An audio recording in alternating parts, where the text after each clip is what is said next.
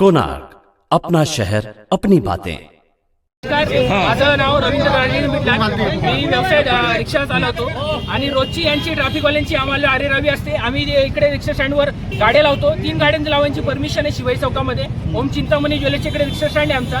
3 गाड्या तिकडे लावलेल्या असतात आम्ही आणि बाकीच्या 2 गाड्या आम्ही त्या साईडला लावतो, बाजूच्या साईडला। पण हे साहेब लोक येतात, यांना गाडी उचलायला त्रास होतो टोईंगला नेहमी येतात हे लोक आणि उचलू त्यांना अनाउन्समेंट पण करत नाही। बाबा 1.5 मिनिटाची कायदा काय बोलतो, 1.5 मिनिटांनी अनाउन्समेंट केली पाहिजे। पण हे लोक येतात डायरेक्टली गाडी उचलतात आणि टोईंग करून नेऊन जातात। ती गाडी फरफडत कसे उचलतात, कोणत्याही पद्धतीने उचलून घेऊन जातात आणि बाकीच्यांना पण त्रास होतो। कोण कशा कामासाठी असेल, कसल्या कामासाठी आला असेल, आज प्रत्येकाला आपली अर्जन्सी असते म्हणून 2 मिनिटासाठी कोण गाडी लावून आतमध्ये जातो। तर आज यायला त्या साहेबांना गाडी उचलून नाही दिल्यामुळे त्यांनी राग आमच्या रिक्षावाल्यावर काढला आणि मी व्हिडिओ शूटिंग बनवत असताना त्या साहेबांचं नाव मला नाईक साहेब आपल्या बोला या साहेबांनी मला मोबाईल हिसकण्याचा प्रयत्न केला आणि माझ्यावर अंगावर आलेले आहे साहेब माझं। आणि मी तसं शरदचंद्र पवार गट एरियामध्ये विधानसभा उपाध्यक्ष या पदावर आहे। त्यांना पद चांगले असताना तर काही कर्मचारी होते, त्यांना राग आला तर पक्षाचं नाव घेऊ नका। पक्षाचं का नाव घेऊ नको? मी जर त्या पक्षामध्ये मी कार्य करतोय तर लोकांना अडचण होऊ नये यामुळे मी त्यांना सहकार्य करण्याचा प्रयत्न करतोय। पार्किंग मध्ये उभी होती, त्यांच्यावर फाईन मारला,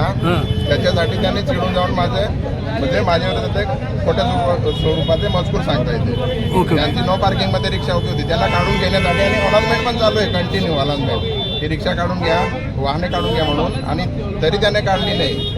आणि त्याच्यानंतर ते कुठल्या तरी पक्षाचे मी अध्यक्ष आहे किंवा काही असं सांगून ते धमकी देत होते मला।